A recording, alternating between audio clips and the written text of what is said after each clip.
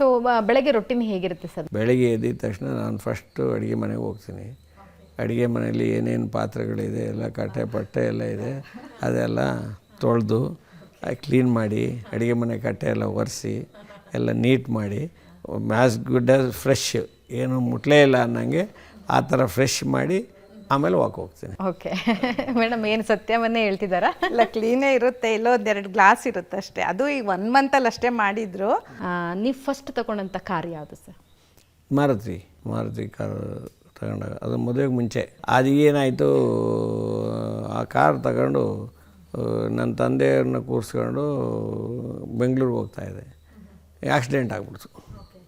ಯಾವನ ಟ್ರಿಪ್ಪರನ್ನು ಬಂದು ಹೊಡೆದ್ಬಿಟ್ಟ. ಟಿಪ್ಪರನ್ನು ಬಂದು ಹೊಡೆದ್ಮೇಲೆ ಬೇಜಾರಾಯ್ತು ನನಗೆ. ನಾನೇ ಡ್ರೈವಿಂಗು.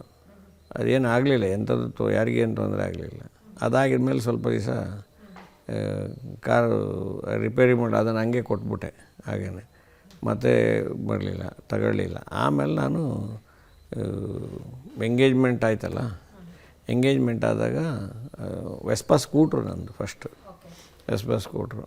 ಅದಾಗಿದ್ಮೇಲೆ ಇದು ಎಂಥದ್ದು ಬೈಕು, ಎಂಥ ಬೈಕ್ ಅದು, ಒಂದು ಭಾಳ ಚೆನ್ನಾಗಿಂತ ಹೋಂಡಾ ಬೈಕ್, ಅದು ಆ ಬೈಕಲ್ಲಿ. ಅದ ನಂತರ ನೆಕ್ಸ್ಟ್ ಕಾರ್ ತಗೊಂಡು. ಸೊ ಆ ಬೈಕ್ನಲ್ಲಿ ಎಲ್ಲೆಲ್ಲಿ ಸವಾರಿ ಹೋಗಿದ್ದೀರಾ ಮೇಡಮ್? ಒಂದಿನೂ ಕರ್ಕೊಂಡೋಗಿಲ್ಲ. ಯಾಕೆ? ನಂಗೆ ಇಷ್ಟ ಆಯಿತು, ಬಟ್ ಅವ್ರು ಒಂದಿನ ಕರ್ಕೊಂಡೋದ್ರು. ಅವತ್ತೇ ಆ ಬೈಕು ಹಾಳಾಯಿತು. ಅದೇ ಲಾಸ್ಟು, ನಾನು ಕೂತಿಲ್ಲ ಯಾವತ್ತು. ಅದೆಲ್ಲ ಮಧ್ಯೆ ನಿಂತ್ಬಿಡೋದ ಇಲ್ಲೇ ಮೇನ್ ರೋಡಲ್ಲಿ. ಹೊಸ ಬೈಕು.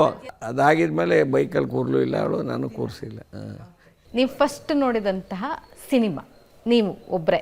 ನಮ್ಮೂರು ಟೆಂಟಲ್ಲಿ ಅಯ್ಯೋ ದೊಡ್ಡ ಕತೆ ಅದು. ಟೆಂಟಲ್ಲಿ, ಆ ಟೆಂಟಲ್ಲಿ ಈಗ ಜಗ್ಗೇಶ್ ಎಲ್ಲ ನುಸ್ತು ಹೋಗಿ ಇದೆಲ್ಲ ಮಾಡಿ ಆ ಸಿಗಾಕಣದು ಇದೆಲ್ಲ ಮಾಡಿ, ಅದೆಲ್ಲ ಈ ಪಿಕ್ಚರಲ್ಲಿ ಬಂದಿದೆ. ಆ ನಿಜ ಜೀವನದಲ್ಲೇ ಮಾಡಿದ್ದೀವಿ ನಾವು ಮಾಡಿದ್ವಿ. 10 ಪೈಸೆನ ಕೊಟ್ಬಿಡ್ತಿದ್ದೋ ಅವನಿಗೆ, 10 ಪೈಸೆ 5 ಪೈಸೆನ ಕೊಡ್ತಿದ್ದೋ ಯಾರಿಗೆ, ಅವನಿಗೆ ಗೇಟ್ ಕೀಪರ್ಗೆ. ಅವನು ಹಿಂದ್ಗಡೆ ಡೋರ್ ಎಲ್ಲ ಇದು ಮಾಡಿಕೊಡೋನು. ಅಲ್ಲಿಂದ ನುಸ್ತು ಒಳಗೆ ಹೋಗ್ಬಿಡ್ತಿದ್ದು ನಾವು. ಹೋಗಿ ಆರಾಮಾಗಿ ಕೂತ್ಕೊಂಡು ನೋಡ್ಕೊಂಡು ಬರ್ತಾಯಿದ್ದು ನಾವು 4-5 ಜನ ಈ ಥರ ಇದ್ದು.